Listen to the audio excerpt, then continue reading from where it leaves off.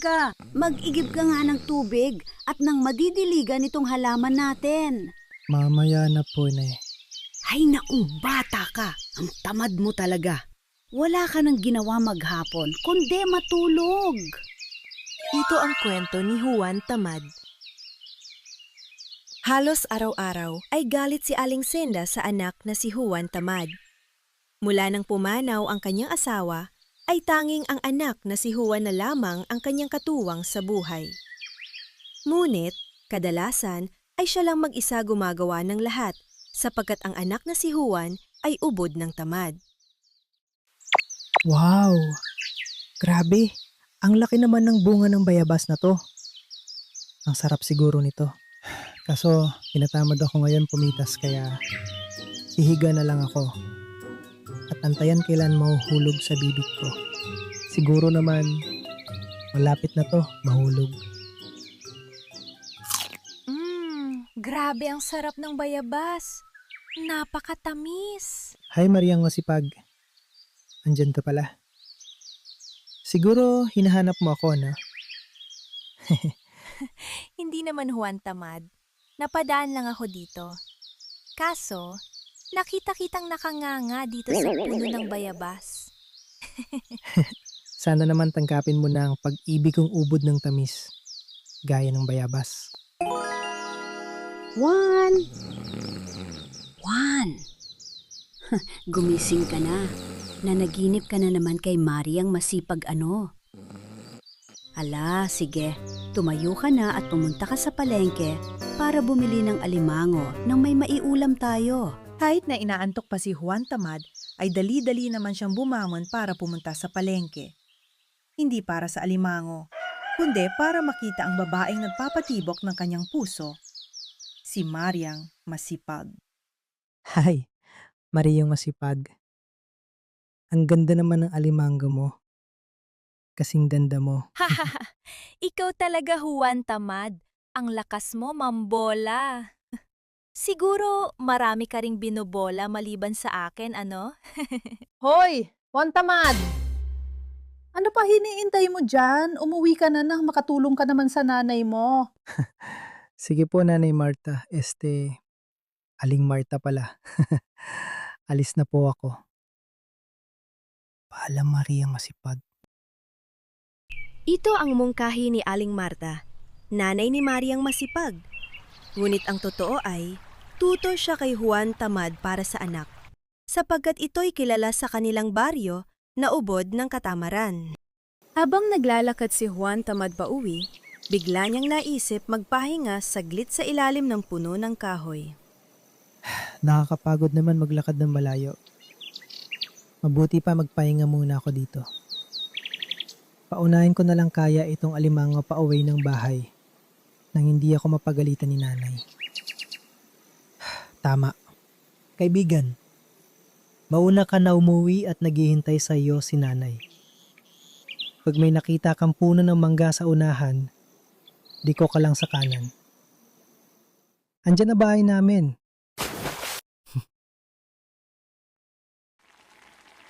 Ba't na yun ka lang umuwi, Juan? Nasaan na ang alimango inutos ko sa'yo? Hindi pa ho ba siya nakarating dito, inay? Pinauna ko kasi siyang umuwi mag-isa kanina. What? Baka naman hindi gumagana ang GPS niya.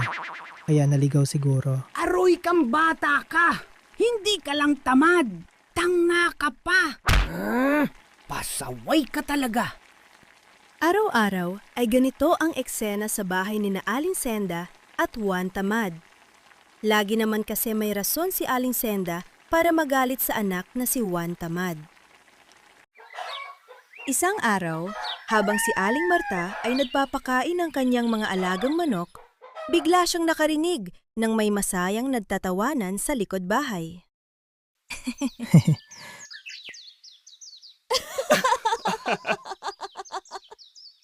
Hoy! Juan Tamad! Magandang araw po, Aling Marta. Gusto ko lang tulungan si Mariang Masipag magdilig ng halaman. Ang dapat mong tulungan ng nanay mo.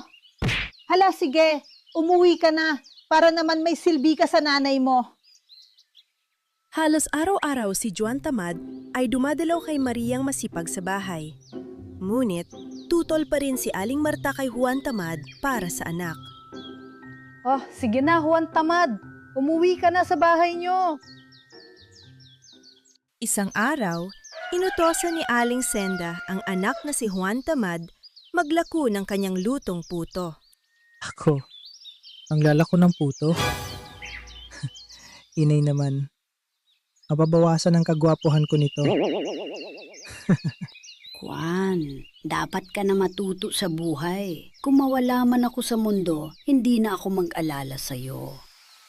Habang naglalakad, ay napadaan si Juan Tamad sa isang sapa at naisip niyang magpahinga muna kahit saglit pa lang nang siya'y umalis ng bahay. Habang nag-iisip, ay biglang may dalawang palaka na lumapit sa kanya. Mabuti pa ang palaka, may jowa. Siguro nagugutom kaya, no? Eto, bibigyan ko na lang kayo ng masarap na puto. Luto pa yan ng nanay ko, kaya sigurado masarap yan. Paano ko kaya sabihin kay nanay na inubos ng mga palaka ang aking paninda? Hindi bali na lang. Sabihin ko na lang na pinautang ko lahat, kaya naubos. Tama. Ano? Juan naman! Kahit kailan hindi ka talaga maaasahan, bata ka. Dahil sa galit ni Aling Senda sa anak, siya ay nanghihina at biglang nagkasakit. Ang taas ng lagnat niyo po, inay.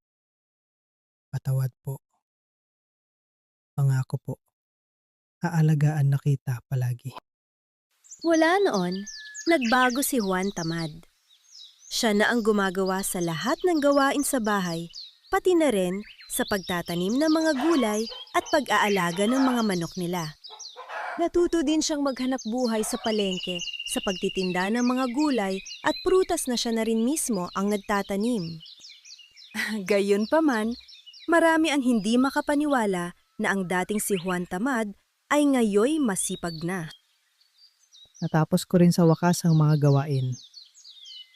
Ngayon, lulutuan ko si nanay ng masustansyang sabaw ng gulay na may malunggay para mabilis siyang gumaling. Tama. Pagkalipas ng ilang linggo, gumaling na ng tuluyan si Aling Senda at labis ang kanyang kasiyahan dahil sa pagbabago ng anak na si Juan Tamad. Anak, salamat sa pag-aalaga mo sa akin. Sobra akong natuwa sa iyong pagbabago. Ituloy mo lang yan. Nang sa gayon ay maging maganda ang iyong kinabukasan. Walang anuman po, inay. Mahal ko po kayo. Lumipas ang ilang linggo, si Juan Tamad ay hindi na nakakadalaw sa bahay ni Mariang Masipag. Kaya labis ang lungkot ni Mariang Masipag. Hanggang sa mapansin ito ng kanyang ina. Maria, anak, napansin kong malungkot ka. Ito ba'y dahil kay Juan Tamad? Ano kayang nangyari sa kanya? At hindi man lang nagpapakita dito sa bahay. Sana naman walang masamang nangyari sa kanya, inay. Ano ba kasi nakita mo sa Juan Tamad na yan? At gano'n na lang ang iyong kalungkutan. Lumipas pa ang ilang buwan, si Juan Tamad ay hindi pa rin nagpapakita kay Mariang Masipag. Isang araw, habang si Mariang Masipag ay nagwawalis ng kanilang bakuran, Kumusta ka na, binibining maganda? Juan Tamad? Ikaw ba yan? Akala ko... Che! Bakit ngayon ka lang nagpapakita? Akala mo papalampasin ko yon? Hindi! Sorry na. Ilang linggo kang hindi nagpapakita, tapos yan lang sasabihin mo? Nagkasakit kasi si nanay. Kaya ako gumawa ng lahat niyang gawain. At ako na rin nag-aalaga sa kanya hanggang sa gumaling siya. Ganun ba? Ang dami kong natutunan habang may sakit si nanay. Hindi pala madali ang buhay. Kaya dapat maging masipag para may magandang kinabukasan akong maibibigay sa pinapangarap kong babae. At ikaw yun, Mariang Masipag.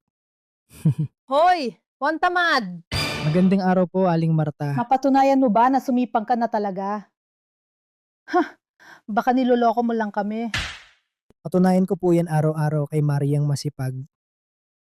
Dahil hindi ko po kaya mawala siya sa buhay ko. Totoo ba yan, Juan? Grabe ang saya-saya ko. Salamat naman. At nagbago ka na nga. Kung gayon, sige, pumapayag na ako. Basta sumaya lang ang anak ko sa piling mo. Narinig mo yun, Juan? Oh, mahal ko. Alagaan kita habang buhay. Pangako yan. Kaya pinatunayan nga ni Juan Tamad kay Mariang Masipag na nagbago na nga siya mula sa pagkatamad. Araw-araw ay tinutulungan niya si Mariang Masipag sa lahat ng gawain.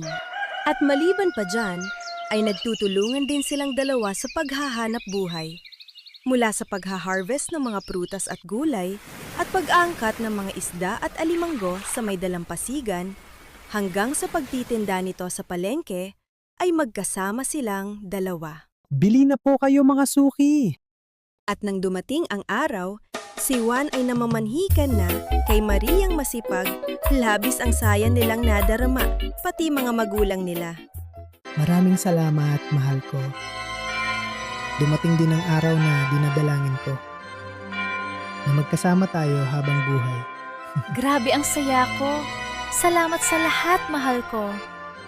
Ito ang pinakamasayang araw sa buong buhay ko.